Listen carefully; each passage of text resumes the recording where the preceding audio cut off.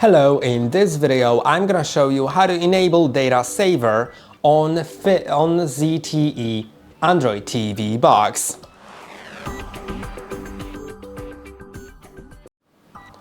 If you want to use less internet data, if you're for example using a limited plan or a hotspot from your phone, click on the Settings button on your remote. Now go to Network and Internet and go down to Data Saver.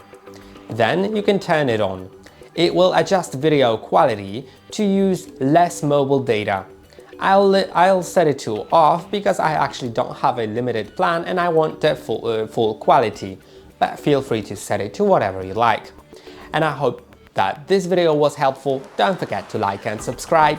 See you in the next one.